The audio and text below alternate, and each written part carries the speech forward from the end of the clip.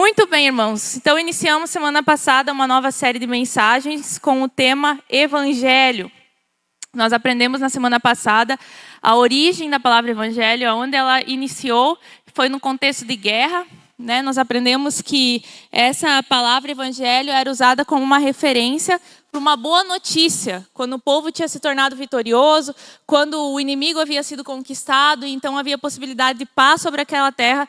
Então a pessoa que carregava essa mensagem, se falava que essa mensagem era o Evangelho, uma boa notícia. E assim também nós entendemos então, pela palavra de Deus, que o significado da palavra Evangelho é boa notícia, boas novas.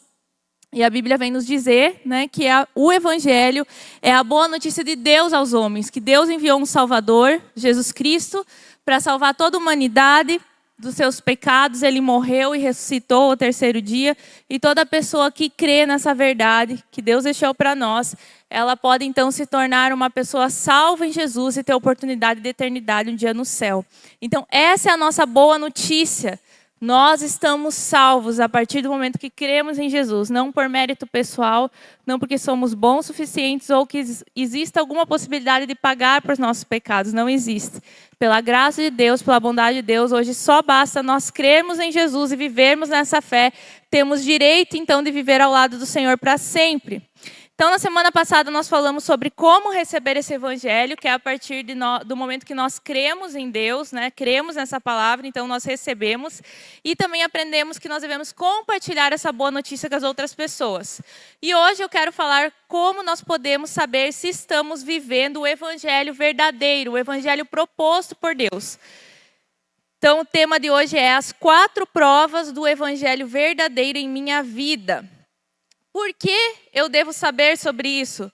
Porque se nós não estivermos vivendo o Evangelho verdadeiro, nós estamos colocando a nossa eternidade em jogo.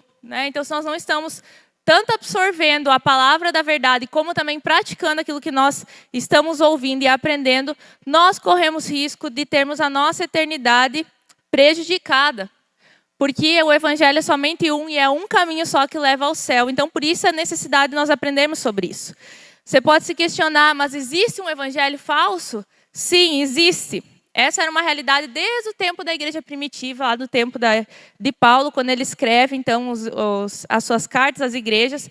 E nós vamos perceber várias vezes Paulo defendendo o verdadeiro evangelho. Porque existia no meio daquelas pessoas, então ia lá, plantava a igreja estava crescendo, os apóstolos tinham que se retirar, deixavam líderes e presbíteros cuidando da igreja local. E muitas vezes no meio do povo se infiltravam pessoas que, em busca de benefícios pessoais, começavam a distorcer a verdade a respeito do evangelho, de forma que as pessoas ficassem dependentes dela, dependentes de rituais, dependentes de cerimônias, não condizendo com o que a palavra de Deus nos diz hoje sobre o evangelho. Então, por isso, nós vamos ver constantemente Paulo defendendo o evangelho verdadeiro. E muitas vezes ele vai falar sobre o meu evangelho, o evangelho que eu prego. Não no sentido dele falar que o único que poderia pregar o evangelho era ele, mas no sentido que existiam outras pessoas no meio da igreja que estavam distorcendo a verdade e o que ele estava trazendo as pessoas poderiam confiar, os irmãos em Cristo poderiam confiar porque era uma mensagem direta do céu. Nós temos que entender, naquela época, não era um contexto como nós temos hoje, o acesso à Bíblia, por exemplo. A igreja primitiva tinha acesso à lei e as cartas estavam sendo escritas para a igreja, dando instruções. Então, muito facilmente acontecia de existir, no meio do povo, se correr doutrinas erradas e pessoas contaminando, querendo buscar coisas antigas ou distorcer a propósito de Deus. Então, a gente pensa que realidade difícil que acontecia. Não é igual hoje que nós podemos ter acesso facilmente à pessoa que nós queremos instruir. Paulo tinha que escrever cartas e essas cartas eram enviadas à igreja, onde todo mundo lia e ali havia instrução de saber como reconhecer o que era verdade ou não. Então, pense o trabalhão que era. Só que hoje essas cartas são de fato a palavra de Deus que nós temos. É a orientação que nós recebemos também. Então, as cartas se tornaram a nossa Bíblia. Eles não tinham acesso que nós temos hoje para verificar, eles dependiam de cartas. Então, toda essa busca por entender o evangelho verdadeiro deveria ser feita a partir do ensino dos apóstolos, e Paulo foi um dos principais que trouxe a palavra de Deus. Então, nesse momento, a gente percebe que a igreja estava, então, buscando sempre viver baseada no evangelho verdadeiro, que é o que nós devemos buscar hoje.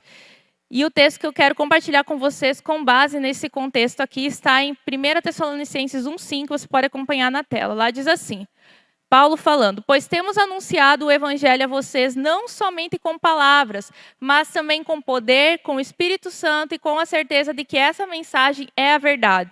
Vocês sabem de que maneira nos comportamos no meio de vocês, para o próprio bem de vocês. Então aqui, nós vamos, a partir desse texto, tirar 4 provas que nós precisamos verificar para a gente poder perceber se estamos recebendo o evangelho verdadeiro e se estamos vivendo esse evangelho proposto por nós. Então, a partir do texto de Paulo, tiraremos 4 pontos, e o primeiro é, você pode completar na sua guia, não é somente de palavras. O evangelho verdadeiro não é somente de palavras.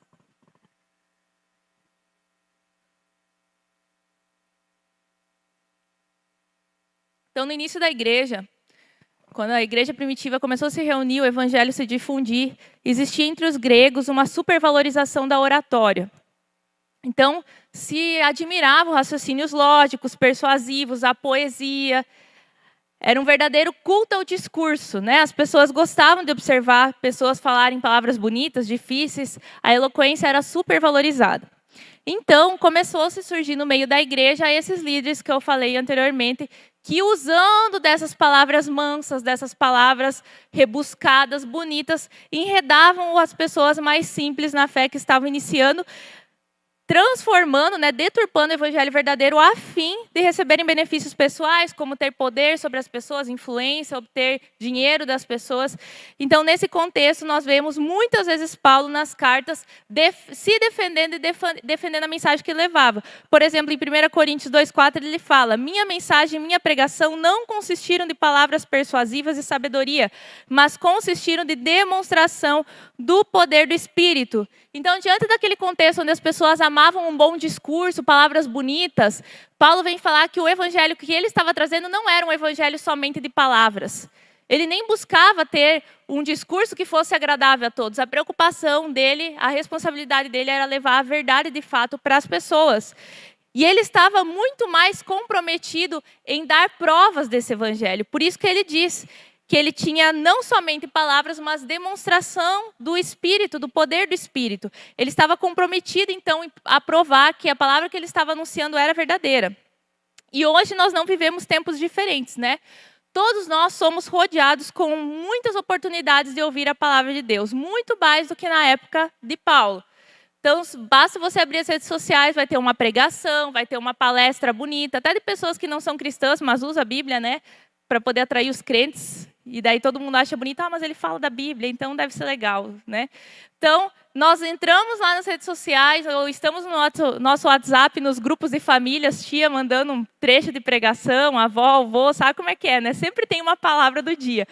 Nós recebemos muita informação. Nós também estamos diante de situações em que o evangelho está sendo deturpado. E diante dessas situações, nós temos que estar preparados para poder perceber o que de fato é aquilo que é genuíno e aquilo que não é. Hoje nós percebemos muitos pregadores, infelizmente pessoas dentro do contexto de igreja, que gostam de afagar o ego dos cristãos com esse mesmo objetivo que se tinha antigamente, de obter poder, influência e até mesmo dinheiro em cima das pessoas. Eu costumo falar que são pregadores que falam para a alma e não para o espírito. Então a alma é a nossa sede das emoções, das vontades, dos nossos desejos, e o nosso espírito é a nossa parte que se conecta com Deus. Pessoas que estão preocupadas só em afagar a nossa alma, o nosso ego, elas vão se preocupar em falar as tuas emoções o tempo todo. Em como você se sente, em supervalorizar os teus sentimentos, em pedir como é que você está se sentindo hoje. O tempo todo a mensagem em torno de você. Muitas vezes como você está sendo prejudicado, porque é interessante que as pessoas que pregam para a alma, que não estão focadas no evangelho do Espírito, essas pessoas muitas vezes começam a falar que o problema na sua vida não é você. Os problemas que estão à sua volta é o que os outros causam. Então, as outras pessoas passam a ser vistas como inimigas, como os causadores de mal, e você com certeza está sendo prejudicado pelos outros, não porque você precisa mudar alguma coisa, não porque você tenha que ter uma outra postura diante das pessoas que tratam você de uma maneira difícil.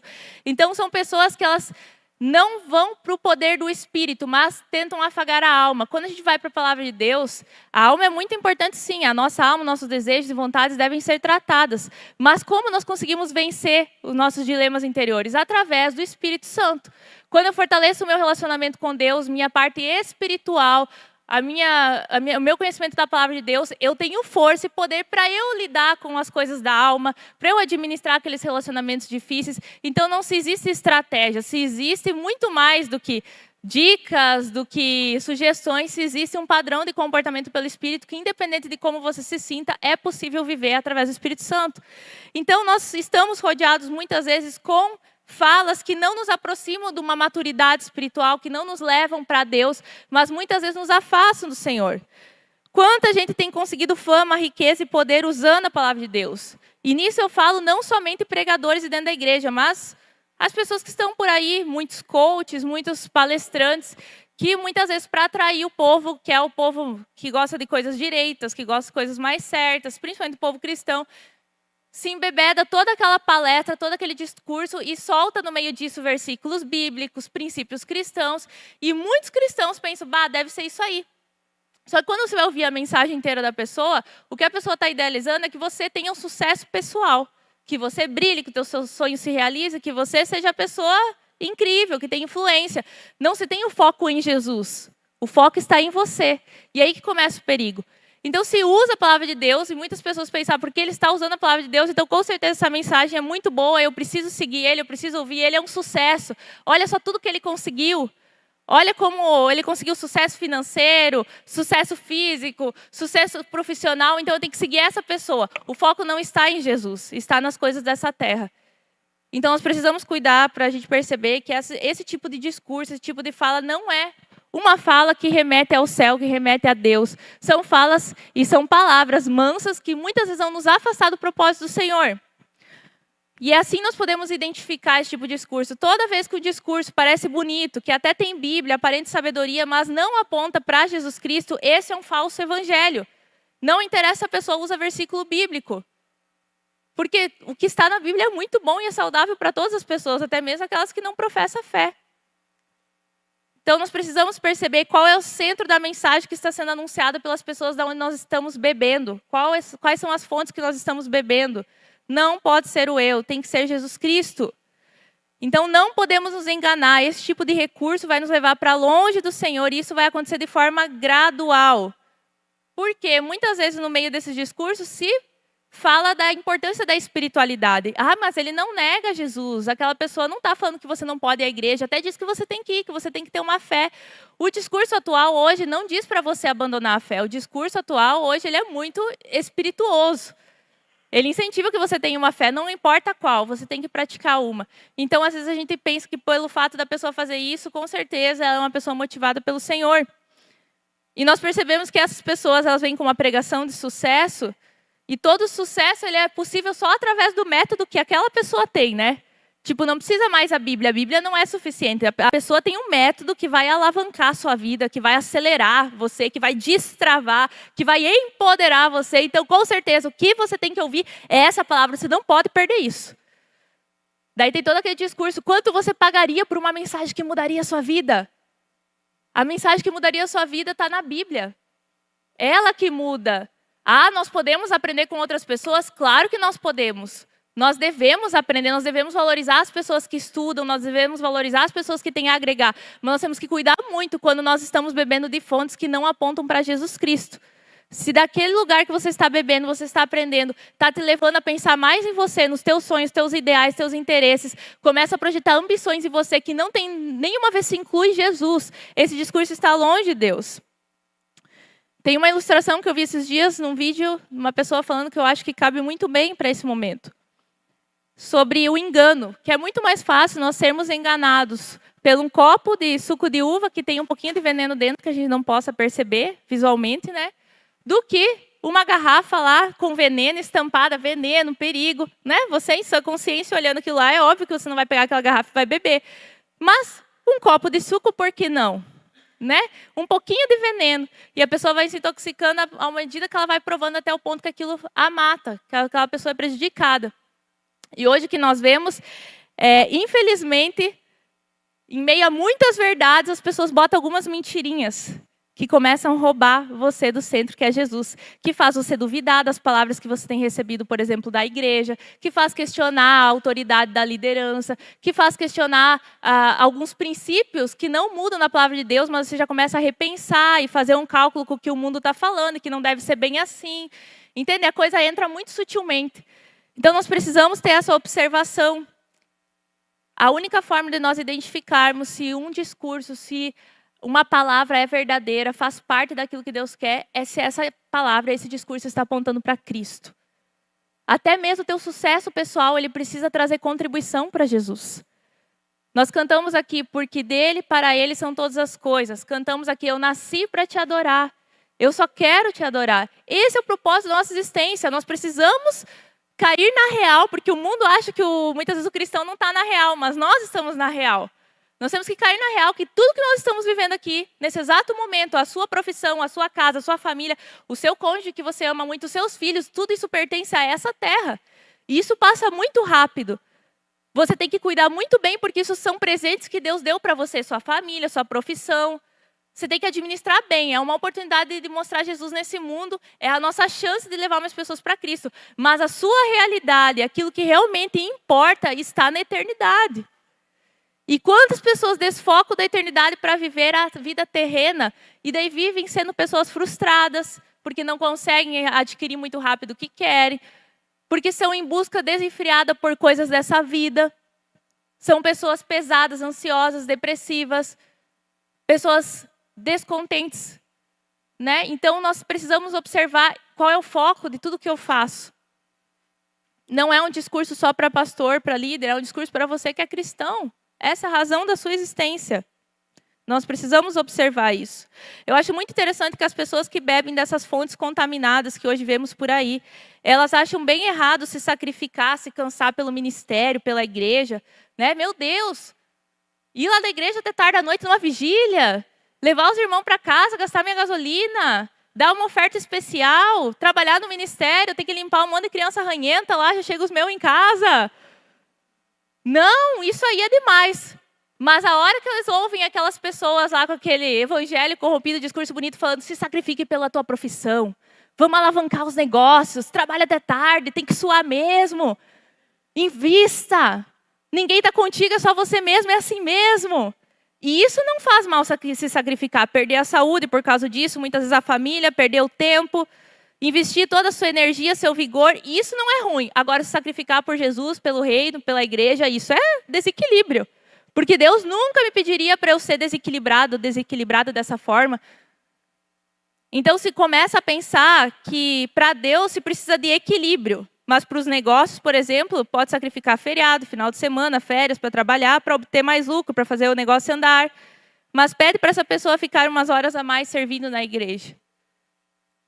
Ou acompanhar uma pessoa difícil, que tem que ficar todo dia ouvindo a mesma coisa que ela fala e aconselhando as mesmas palavras. Ela não tem tempo para isso, ela tem tempo para ganhar dinheiro, para fazer sucesso, para alavancar, destravar, empoderar, sei lá, todos os termos que estão sendo usados, acelerar. Ela não tem tempo para servir. Então, você percebe como as coisas são, a mensagem vem contaminada e sutilmente você começa a perceber que você pensa mais no teu umbigo do que em Jesus? Então, nós precisamos, às vezes, nos chacoalhar e perceber que nós estamos nos desviando do propósito e estamos bebendo desses lugares. Paulo afirma em outro momento, em 1 Timóteo 3,5, parecerão ser seguidores da nossa religião, mas com suas ações negarão o verdadeiro poder dela. Então, existem pessoas que parecem ser seguidoras do cristianismo, elas até se afirmam cristãs, mas elas negam o poder do evangelho. O que é o poder do evangelho? É o que nós vamos ver um pouco mais aqui no segundo ponto, pode completar na sua guia. A segunda prova do evangelho verdadeiro é poder. Lembrando que nós falamos nesse primeiro ponto, que não era só de palavras, né? Precisa de palavras, mas não é a questão de discursos bonitos nem conhecimento. O evangelho é muito mais que isso. Chega aqui no ponto que Paulo fala, ele apresentou o evangelho com poder. O poder que Paulo está falando aqui, ele se refere ao efeito do evangelho sobre aqueles que creem nele. Pessoas que vivem o verdadeiro evangelho, eles desfrutam do poder da transformação que essa palavra causa em sua vida. Por exemplo, era uma pessoa gananciosa, mas virou generosa. Era preguiçoso, virou trabalhador. Era desobediente, virou obediente. Era reclamão, virou grato. Era esbanjador, virou um consumidor consciente. Era irado, virou manso. Era fofoqueiro, virou intercessor. Você pode falar dos outros, irmão, mas fala para Deus. Entendeu? Quando a gente tem um encontro com o Evangelho, a gente começa a falar dos outros muito mais, mas para Deus, não para as migas, para os amigos, né? Então, eu tenho uma mudança de vida. Era impuro, virou puro. Era infiel, virou fiel. Era inconstante, virou realizador. Não é aquela pessoa que começa e não termina as coisas, mas se torna uma pessoa que realiza, que concretiza. Então, tem que ter esse encontro de poder. Esse é o poder que Paulo está falando. O poder de transformar, de tirar você de uma velha vida e te levar para uma nova realidade em Cristo Jesus. E no texto anterior que nós lemos é sobre isso. Pessoas que parecem ser da nossa religião, mas não têm esse poder de transformação de suas vidas. Continuam sendo pessoas gananciosas, continuam sendo pessoas egoístas e vaidosas. Né? Então, nós precisamos observar. Tem que ter um antes e depois do Evangelho em sua vida. As pessoas têm que olhar para você e perceber um antes e depois do Evangelho, quando ele entrou em sua vida. Tem que ter aquele efeito Jesus em você. Que a pessoa olha para você, nossa, tem um efeito Jesus, ou um filtro Jesus, né? Hoje tem filtro aí para a gente tapar as imperfeições, dar uma melhorada na cara quando está se aparecendo nas redes sociais. Então pense que diante da sociedade tem que botar o filtro Jesus. Ai, mas eu quero ser verdadeira. Se eu ficar me contendo, eu me sinto uma hipócrita. Hipócrita, que vou te dizer o que é hipócrita. Hipócrita é você saber que tem o poder do Espírito Santo para tu guardar a tua boca e você não guarda. Isso é hipocrisia, né? Não é hipocrisia você se esforçar para obedecer ao Espírito Santo mesmo que teus sentimentos e tua carne lutem contra. Hipocrisia é você dizer que você vive um evangelho e você não usa do poder dele para mudar. Isso é hipocrisia. Então, toda vez que tu sentir vontade de desobedecer, reclamar, fazer tudo o que tem que fazer errado, não se sinta um hipócrita se você lutar contra isso. Não dê vazão a isso. Deixa o Espírito Santo ter vazão na sua vida. Deixa ele operar. Então, esse é o poder que nos ajuda. Nós já falamos muito sobre esse poder aqui em nossas pregações. Então, o evangelho sem mudança é fake. Não é sobre o quanto você sabe, mas sobre o quanto você vive. Essa é a pergunta. Eu gostaria que você pensasse aí, no seu íntimo. Eu vou fazer uma pergunta para você e você meditasse. É uma pergunta muito especial para você se avaliar. Se você pudesse pregar e aconselhar as pessoas somente com o que já vive do evangelho, da palavra de Deus, quanto você poderia falar? Não pode falar nada que você não consegue fazer ainda. Ia ter bastante coisa para falar? Já teve bastante mudança, bastante transformação, bastante conquista, bastante testemunho? Amém, glória a Deus, continue assim. Então essa é uma forma de medir o quanto o poder do evangelho já atua em mim. Quanto eu tenho para contar que Cristo já fez em minha vida. Se a única Bíblia que as pessoas lessem fossem suas atitudes, seu comportamento, quanto elas saberiam de Deus?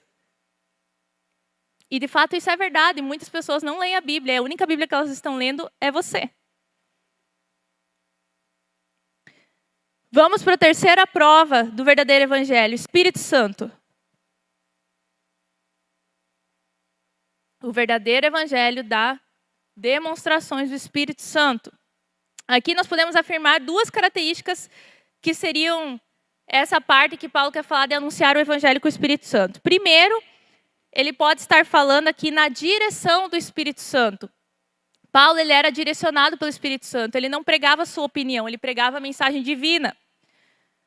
Nós estamos, por exemplo, diante das redes sociais, de aplicativos de relacionamento, que nós temos muita oportunidade o tempo todo para expor a nossa opinião. Você abre lá, por exemplo, o teu Facebook, e qual que é a primeira pergunta que tem lá para você postar? No que você está pensando? Que é audacioso, né? Quer saber o que eu estou pensando, quer que eu possa para o mundo saber. Eles vão lá no seu ser, eles querem saber a sua opinião, eles deram o poder de voz para nós. E por causa disso, a gente acha que tem que opinar sobre tudo, né? O fato de se ter espaço para falar, onde mais pessoas vão te ouvir, né? Te estima, te eleva a querer opinar sobre as coisas, ainda mais quando outras pessoas se identificam com o que você está falando e você pensa, só pode ser que eu estou certo, porque um monte de gente se identificou. E nós precisamos perceber e entender que um ponto-chave, se nós queremos ser sábios, nós precisamos administrar uma coisa em nossas vidas. Nós não precisamos dar a nossa opinião sobre tudo. Não é tudo que acontece, aconteceu um acidente, daí às vezes a gente entra para ver, né? Só os comentários. todo mundo é juiz, todo mundo sabe o que tem que ser feito, né? Aconteceu uma notícia em tal lugar, a pessoa não tem embasamento, não estuda, né? Não sabe o contexto, ela vai pelo coração. Porque o meu coração está me dizendo isso, eu vou opinar o que o meu coração me diz. Paulo tinha um compromisso em não dar sua opinião para as pessoas, ele tinha um compromisso de externar a vontade de Deus em suas palavras. Então pensa que compromisso maravilhoso que ele tinha e nós podemos nos inspirar. Muitas vezes nós pecamos em nos deixar ser conduzidos por nossos sentimentos e até mesmo opiniões alheias, sem que elas passem pelo filtro da oração, da palavra de Deus, da direção de Deus.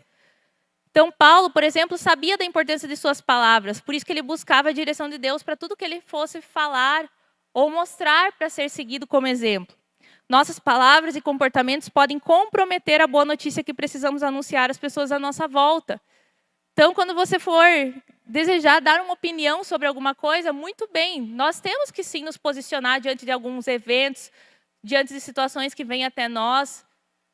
Nós falamos aqui que nós somos uma igreja pronta para guerrear, né? Que as portas do inferno não vão prevalecer. É uma igreja, são cristãos prontos para defender a sua fé. Precisamos. Mas antes de qualquer opinião, você precisa estudar sobre aquilo. Você precisa ter conhecimento. Você precisa muito mais que isso. Ore antes de falar ou de digitar hoje. Ore antes de opinar. Ore antes de agir. E outra característica dentro desse ponto ainda, sobre o Espírito Santo no Evangelho, é também a manifestação do Espírito Santo. Quando Paulo fala que o evangelho que ele anunciava era com o Espírito Santo, ele estava afirmando que a mensagem que ele anunciava tinha manifestações espirituais, de poder, manifestações do Espírito. Ele tinha como comprovar que a sua mensagem era real, porque Deus se tornava visível não só nas palavras de Paulo, mas coisas aconteciam quando Paulo anunciava o evangelho. Ou seja, dons espirituais apareciam, frutos espirituais, que só Deus poderia fazer. Ele mesmo vinha e testificava a palavra de Paulo, assim como ele quer fazer conosco também. Curas, revelações, profecias, palavras de sabedoria, línguas espirituais, discernimento, ações sobrenaturais que revelam Deus. As pessoas precisam ver a ação sobrenatural de Deus quando nós anunciamos o evangelho, seja com a nossa vida, no dia a dia, ou quando estamos de fato falando do evangelho mesmo. O primeiro poder que as pessoas precisam ver, a manifestação do Espírito Santo, é a mudança nossa de caráter, de atitude, de comportamento. Essa é a principal coisa. Né? Algumas pessoas elas acham que o poder do Espírito Santo, o Espírito Santo manifestado, é o reteté. Né? É só uma ação externa, que é muito gostoso a gente sentir a presença de Deus, a gente andar no mover. Mas existem coisas mais profundas e mais maduras que precisam também ser externadas além disso, porque nós podemos nos mascarar nossa falta de maturidade através também de atitudes externas que parecem ser adoração ou poder de Deus. Então as pessoas precisam ver em nossas vidas respostas de oração, testemunhos de livramento, de provisão milagrosa, e elas precisam provar na vida delas, quando você fala, eu vou orar por você, e Deus vai abençoar você. Você tem que falar para ela que está orando, porque ela precisa saber. Depois, quando acontece, ela estava orando. Não é a mesma coisa, eu estou orando por ti, alguma coisa vai acontecer. Eu entreguei a tua situação para Deus. Então, a pessoa precisa experimentar o poder de Deus atuando na vida dela, naquilo que ela está vivendo. É um convite para que ela ouça e prove daquilo que ela está ouvindo. O evangelho é uma mensagem espiritual e sobrenatural. Ela não é uma palestra, uma ideologia de vida, uma palavra de autoajuda. O evangelho é uma mensagem de poder. Então, você precisa ter demonstrações de poder em sua vida. Não é só os pastores, não é só para os líderes, não é só para os crentes que você considera, aquele lá tem que ter poder. Não, você, todos vocês que estão sentados aqui, vocês precisam manifestar o poder de Deus. Vocês foram salvos para esse evangelho de poder. O mundo espera ansiosamente a nossa manifestação como filho de Deus. Não só pelo dia de Cristo, como nós vemos no texto de Romanos, mas também a nossa manifestação hoje. O poder do evangelho atuando em nós, em nossas famílias e a partir de nós na vida das outras pessoas. Em Marcos 16, Jesus já nos deixou a garantia disso. Lá diz assim, Jesus falou para os seus discípulos, vão pelo mundo inteiro e anunciem o evangelho a todas as pessoas.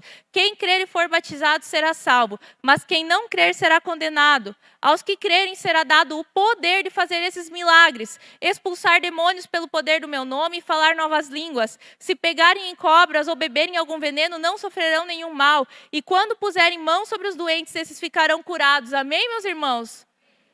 Isso é para você que crê no Evangelho. Esses sinais seguirão aqueles que creem. Então existem sinais por toda a Bíblia. Toda vez que Deus mandava uma pessoa anunciar a sua vontade, sempre tinha sinais seguindo e comprovando essa ação. Então nós somos chamados para manifestar o sobrenatural. Todos nós. Você é chamado e capacitado a viver e transmitir um evangelho de poder. Mas só vai ser possível você experimentar isso em sua vida quando você decidir mergulhar nessa quarta prova do evangelho verdadeiro, quarto ponto, que é a convicção.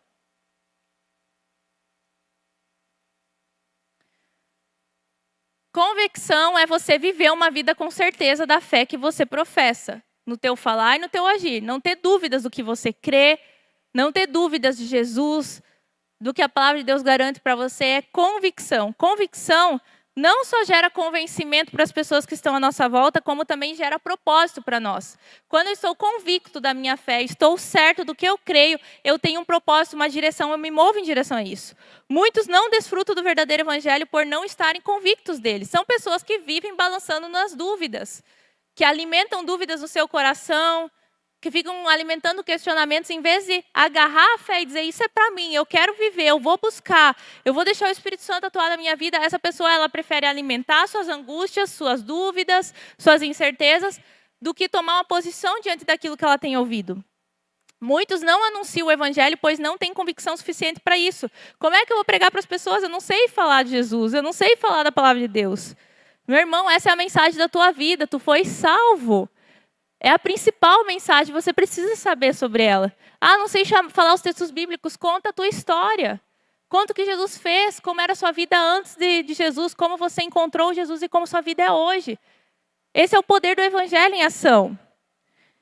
A falta de convicção pode ser resultado de 2 estados em nossa vida: incredulidade e ignorância. Então, como é que nós trabalhamos a convicção em nós? Se você é uma pessoa que é insegura em relação ao evangelho, tanto em receber o evangelho como anunciar ele, precisa trabalhar sua convicção. Primeiro ponto, para vencer então o estado de incredulidade, você precisa crer. Né? O contrário de ser incrédulo é ser crente. E a incredulidade, ela é pecado, então ela precisa ser confessada, precisa haver arrependimento. Quando nós não cremos na palavra de Deus, a gente faz dele um mentiroso em nosso coração, como se ele não fosse cumprir aquilo que ele diz para nós. Então eu preciso me arrepender quando eu não creio. Acreditar é muito mais que saber e achar legal alguma coisa. Acreditar é agir baseado naquela crença. A nossa vida é dirigida por nossas crenças. Eu sei o quanto você crê pela forma que você se comporta. Eu sei o quanto você confia em Deus, como você se comporta quando vem as tempestades da vida. Eu sei como você confia e crê em Deus, observando como você lida com o luto, com a perda, com os acidentes. Eu sei o quanto você crê em Deus, observando como você lida com seus relacionamentos que estão te desanimando. Porque se eu creio que Deus está no controle, se eu creio que Deus pode fazer milagres, se eu creio que Deus está conduzindo tudo, o meu comportamento é influenciado por essa atitude. E qual é o comportamento de uma pessoa que crê que Deus está no controle, que está cuidando de tudo? É um comportamento de paz. É um comportamento de alegria em meio à tribulação. Então você só pode dizer que você crê realmente em uma coisa se você consegue viver ela. Então crença não tem a ver com concordar. Crença tem a ver com agir baseado naquela palavra. Nós poderíamos facilmente substituir a palavra crer por obediência. Digamos que você está numa situação lá com o seu filho que está doente e você fala para o seu filho, você precisa tomar o remédio. Se você tomar o remédio, você vai ficar bom. E o seu filho não toma. Ele diz, pai, eu concordo com você, mas eu não vou tomar. Será que ele concorda que aquele remédio vai fazer bem para ele realmente? Quando eu acredito, quando eu confio numa palavra dada a mim, eu ajo conforme aquela palavra. E para vencer a ignorância, eu preciso investir no meu conhecimento a respeito da palavra de Deus, investir no meu relacionamento com Deus. A fé não é uma atitude positiva a respeito de algo. A fé verdadeira sempre terá uma palavra para sustentar. Então eu quero ter mais fé, eu quero ter mais convicção, eu tenho que ter mais palavra. A palavra é o que dá base para a nossa fé. Se você tem pouca palavra na tua vida, você tem pouca fé. Se você tem pouco relacionamento com Deus, você tem pouca fé. Quer aumentar a sua fé? Aumenta teu conhecimento a respeito do que Deus diz, a respeito das circunstâncias, de você, do futuro. Eu preciso alimentar a minha fé. A fé, ela vem baseada numa palavra. Romanos 10:14 já diz que não há como crer se não for pregado. Se não tiver conhecimento, uma palavra acontecendo. Então, não tem como crer naquilo que eu não sei. Não tem como eu ser uma pessoa convicta naquilo que eu não estou tendo conhecimento. Quanto mais conheço, mais convicção posso ter, pois terei argumentos para defender a minha fé além dos sinais visíveis. Pedro já instruiu lá em 1 Pedro 3,15 assim: estejam sempre prontos para responder a qualquer pessoa que pedir que expliquem a esperança que vocês têm. Todos nós temos que estar preparados para explicar por que nós cremos em Deus, o que Deus fez por nós, qual é o plano do Senhor. A esperança fala a respeito do céu, da eternidade. Todos nós somos chamados a estar prontos para responder, ter convicção do Evangelho em nossa vida. Conclusão: o Evangelho verdadeiro não é somente palavras, mas é um convite para ver, experimentar e testemunhar Jesus, o Evangelho em nós. Amém, meus irmãos? Então, essa palavra é um convite para nós avaliarmos como está a nossa vida nessas 4 provas. De fato, eu posso ver que eu estou vivendo e desfrutando do Evangelho. Você pode avaliar a partir desses quatro provas. Ficar em pé então, gente, glória a Deus, para nós meditar nessa mensagem. Pedir para apagar as luzes, por gentileza, que essa é uma mensagem, então, dando sequência à nossa série Evangelho, onde minha esposa, então, pastora Cíntia, traz algo bem interessante para nós focar. O Evangelho é palavra e poder, né? O Evangelho, ele tem que ter a palavra, como crerão se não há quem pregue. Mas ao crer, o poder tem que ser recebido, né? O poder do Espírito Santo tem que vir. Eu lembro uma vez que, quando eu fui batizado nas águas, foi algo bem bacana, onde de fato Deus falou forte comigo. E aí me falaram que existia algo, Léo, chamado batismo no Espírito Santo. E eu comecei atrás para entender o que seria o batismo no Espírito Santo. Aí eu comecei a buscar. E existia um batismo, então, César, de poder. E eu fui atrás. Queria entender o que seria esse batismo do Espírito Santo. Comecei a buscar. Eu tinha o Espírito Santo, então por que tinha que ter um batismo? Era muito simples. Quando você batiza nas águas, quando você crê em Cristo, o Espírito Santo entra dentro de você. Só que o batismo do Espírito Santo é aquela hora que você fala assim: Espírito Santo, eu tenho o Senhor, eu tenho dentro de mim a tua presença, mas eu quero o teu batismo, eu quero a manifestação do teu poder através de mim. Tudo que eu sou a partir de agora, tudo que eu tenho, tudo que eu penso, eu vou tirar agora para deixar o teu poder se manifestar através de mim. Eu estou abrindo espaço, Espírito Santo, não só para o Senhor morar dentro de mim, mas agir através de mim. É o fato de eu não ter mais o Espírito Santo apenas, é o Espírito Santo me ter. É nesse poder, então, que eu busquei. E eu lembro que fui no meu quarto e pedi: Léo, eu quero esse poder, Senhor. Eu me ajoelhei no meu quarto. E o Espírito Santo dentro de mim me banhou com a presença dele igual água. Eu saí de lá, galera. Fui no meio da cidade, fui expulsando o demônio, orando por pessoa, a pessoa caindo, Felipe, pregando o Evangelho ainda mais poderosamente. Era aquele momento que o Espírito Santo tomou a minha vida. Ele estava dentro de mim e ele me disse: tem algo a mais que tu pode ter. Galera, quando o Espírito Santo me tomou, foi poderosamente assim. Eu entendi o que é palavra e poder. Às vezes você está aqui e você vive uma vida de fracasso. Você não prega o Evangelho. Você é um crente frio, um crente cheio de vício, mas diz que é crente. Pastor, eu tenho Espírito Santo, eu gosto do Espírito Santo. Aí você pensa assim: pastor, eu amo a Deus, eu amo ao Senhor Jesus, mas tem vícios em mim, pastor, que eu não consigo vencer. Alguns que estão aqui são viciados em pornografia, alguns que estão aqui são ainda irados, alguns que estão aqui não conseguem louvar o Senhor, alguns que estão aqui não têm vida devocional, alguns que estão aqui ainda possuem doenças, enfermidades, não precisava ter. Alguns estão aqui possuem fracasso em várias áreas. Por que isso? Porque ainda não foi liberado o poder do Espírito Santo. Por alguma razão, você não está deixando o poder do Espírito Santo entrar na tua vida. Às vezes não é que você é uma pessoa que Deus não quis, ou que Deus não escolheu, ou que Deus... Não, é que você não está deixando o poder do Espírito Santo atingir você. É o poder do Espírito Santo entrar valendo mesmo. Para que você comece a ser curado, transformado. Como disse minha esposa, que daí eu concordo plenamente, empoderado pelo Espírito Santo. Mas para isso, você tem que sair dessa inércia, desse crentez de igreja. Tu vai para a igreja aqui, tu vai para a igreja lá, a hora tu está na Viva, a hora tu está na Luterana, a hora tu está na Batista, a hora tu está na Assembleia, a hora tu está na casa da macumbaria, a hora tu está com a mãe Joana, a hora tu está com o cigano. Tu fica ali se perdendo e a única coisa que tu tinha que ter, que era o poder de Deus, tu não tem. Tu não deixa o poder de Deus. Por isso, às vezes tu tem essa vida apática, fria, sem graça. É porque o poder de Deus não pegou ainda você. Entendeu, Mariana? Entendeu, Vitor? Quando o poder de Deus for mais importante que o dorama, vocês vão ver o que Deus vai fazer com você. Quando você olhar para o Espírito Santo, mais que todas essas séries, você vai ver o que vai acontecer. Eu poderia citar um por um aqui.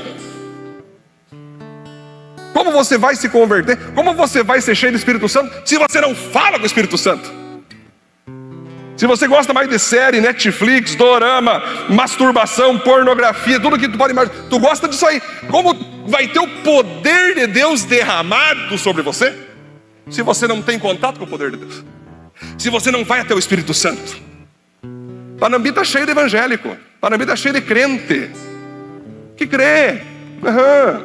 É membro de igreja, dizimista, é ofertante fiel, mas a vida é fracassada. Não tem um dom manifesto, não tem uma pregação do evangelho na empresa. Jesus é um peso, Jesus não é um prazer. O Espírito Santo aterroriza essa pessoa ao invés de aproximar. Então, galera, essa mensagem aqui, o Espírito Santo deixou bem claro para mim hoje. Você vai fazer um apelo hoje. Então hoje aqui, você tem que dar um passo. Você tem que dar um passo. Se você não dá um passo de fé, coragem, dizer: Senhor, eu quero o teu poder, eu quero a tua unção. Chega de fracasso, Senhor. Chega de uma vida carnal, chega de uma vida egoísta, chega de uma vida sem graça. Eu quero o teu poder, me encha, me batiza. Estou aqui para fazer a tua vontade. E você vai ver o que Deus vai fazer. Deus vai ter curado as enfermidades, Deus vai ter curado qualquer coisa, de depressão, tudo isso aí Deus vai ter curado uma pancada só. Vai derramar um chamado, vai derramar a pureza no teu coração, vai derramar um propósito, mas você tem que querer sair desse evangeliquez da palavra. Eu criei, mas vai ser sem graça lá no quinto. Tem crente que, sério, o diabo é mais interessante que alguns crentes. O diabo é mais fervoroso no satanismo do que alguns crentes que estão aqui. Um cristianismo LGBT, um cristianismo feminista, um cristianismo globalista, comunista, menos do Espírito Santo manifesto no poder de Cristo. Um cristianismo capitalista, que só pensa no dinheiro. Esse não é o evangelho. Deus quer te abençoar, Deus quer te prosperar. Eu sempre ensino vocês sobre isso, mas isso não é o principal. O principal é você manifestar o poder do Espírito Santo na tua vida. É de tal forma que se alguém quiser matar você por causa de Cristo, você morre. Esse é o poder do Espírito Santo. Você pode ter tudo, mas esse tudo não vai ter você. Você pode alcançar o que você quiser, mas essas coisas não dominam você. O que domina você é o Espírito Santo de Deus. Eu sinto a presença dele agora aqui, gente.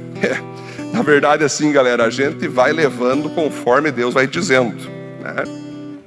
Mas hoje, você tem que parar de ser esse crente chato. Alguns que estão aqui são há anos crente. Se é que são crente. Se é que são crente. Alguns estão aqui agora achando a palavra da pastora pesada. Fiquei ofendida. O cara vai para a igreja para ouvir essas bordadas. Quantas vezes eu já perdi a conta, Amanda? Ô pastor, a palavra da vida é muito forte, tem que parar de ficar batendo. Assim, vou fazer umas palestras agora, vou parar de pregar. Vou palestrar coach. Tu gosta do cara do banquinho? Você pode. Você consegue. Cadê o poder de Deus? Esse cara fica andando com um padre, Fábio de Mello, dizendo que aquele cara é homem de Deus, que se ajoelha para ídolos. Esse é teu coach que tu assiste. Deus, presta atenção, quer derramar poder hoje aqui. E todo aquele que crê nesse poder vai receber hoje aqui. Vai receber cura emocional, física, cura de vícios, cura de fracassos. Basta você crer. Aos que crerem, Deus está dando poder para curar enfermos, falar novas línguas, beber veneno. E aqui não é o veneno, é circunstâncias da vida que as pessoas colocam você para você fracassar e você vence. Cobras. O diabo não tem mais poder sobre você. Já não cantou? As portas do inferno não prevalecerão contra nós? Como é que você vai batalhar contra o inferno sem o poder de Deus? Como é que você vai batalhar contra o inferno, contra o Satã, os demônios, sem você estar ancorado naquele que venceu ele? Luísa, quando eu fui batizado no Espírito Santo, eu nunca mais fui o mesmo. Nada mais me interessou, a não ser a presença de Deus, a não ser a palavra de Deus, a não ser essa glória que vem dele. Feche teus olhos no seu lugar. É o teu momento hoje. Você não sabe do amanhã. Teu casamento está fracassado porque tu não deixou o poder de Deus agir. Sua vida está fracassada no teu emprego porque tu não abre para o poder de Deus entrar. Você não é liberto dos vícios porque tu não está deixando o poder do Espírito Santo agir. Tem certas enfermidades físicas, espirituais, emocionais que você está tendo até hoje porque tu não deixa o Espírito Santo vir, batizar você, ter você. Você tem o Espírito Santo, mas o Espírito Santo não te tem. E essa é uma noite perfeita para você tomar uma posição e dizer: Deus, eu não quero ser só um ouvinte da tua palavra, eu quero ser praticante.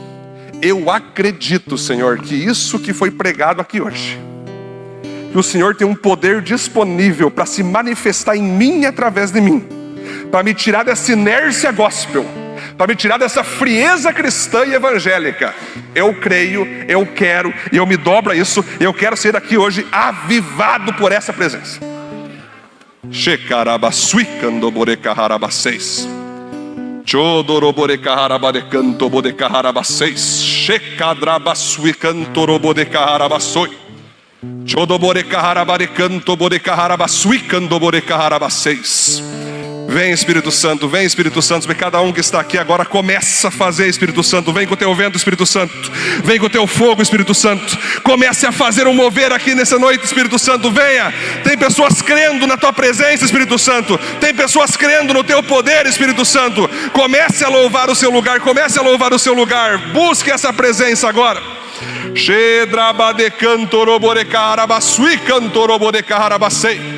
Se você nessa noite quer receber esse batismo de poder, vem aqui para frente agora. Venha para frente. Se você puder se ajoelhar, se ajoelha. Se você puder se ajoelhar, nós vamos orar agora. Esse poder já está se manifestando aqui. Esse poder já está se manifestando. Você que tem alguma enfermidade física que você acha que é incurável, enfermidade da alma, venha para frente, vamos orar, vamos orar. Você que se sente um crente frio, um crente apático, e você quer sair dessa inércia, vem para frente. Nós vamos resolver isso agora. O poder do Espírito Santo vai descer agora aqui, e você vai sair daqui cheio dessa presença.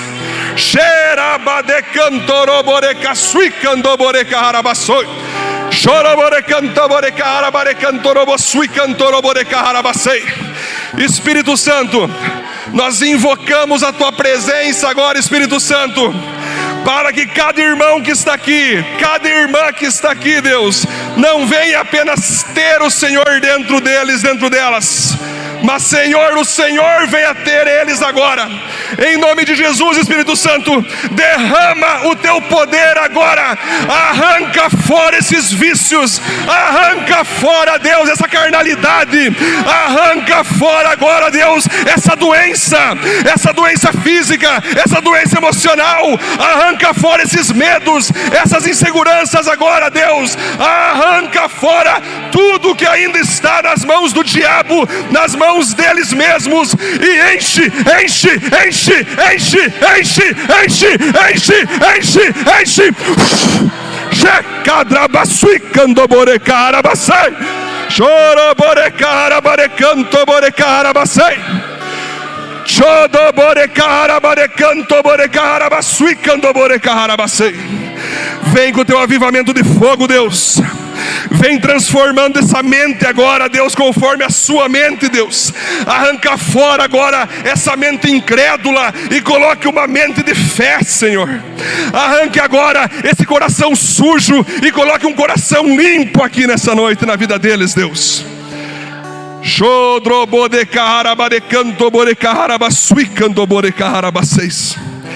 Tua palavra diz, Deus, que o Senhor nos deu o espírito de ousadia e não de covardia. Tira de cada um aqui o espírito do medo, o espírito da covardia, o espírito, Pai, da timidez, e bote agora, Deus, com toda a força o teu espírito, Pai, de coragem, de fé. Em nome de Jesus, Pai. Ore a Deus no seu lugar. Você que está no seu banco, ore, ore. Você que está aqui ajoelhado, ore. Receba esse poder agora. É você, o Espírito Santo, agora. Tenha essa intimidade com Ele agora. As portas do inferno não prevalecerão contra nós. Oh! As portas do inferno não prevalecerão contra nós. Não prevalecerão mais, Senhor. Não prevalecerão mais aqui, Senhor. As portas do inferno não prevalecerão contra nós. As portas do inferno não prevalecerão contra nós. Erguemos, erguemos. Erguemos. Glórias a ti, Deus. Vem, Rei dos Reis. Marchamos. Venha, Senhor, venha, Pai. O poder que do alto vem. Te louvamos, Pai. Glórias a ti, Deus. As portas não prevalecerão contra nós. Venha, Senhor, nós te louvamos, Pai. Eu te louvo que tem aqui irmãos e irmãs, Deus, que estão sendo ministrados, que estão sendo, Deus, curados agora, que estão sendo libertos agora, transformados agora. Deus, que assim que eles levantarem daqui, Deus, eles já saiam totalmente avivados, abrindo a boca para pregar o evangelho com ousadia, abrindo a boca para fazer orações por seus familiares, seus colegas de serviço, abrindo a boca, Deus, para curar pessoas, falar em línguas, ter ousadia, Deus, decidirem coisas debaixo do teu espírito e não mais debaixo das carnalidades da vida. Cubra eles com o teu sangue agora, Deus, e siga os enchendo do Espírito Santo. Assim nós oramos, assim agradecemos, em nome de Jesus. Amém. Glória a Deus.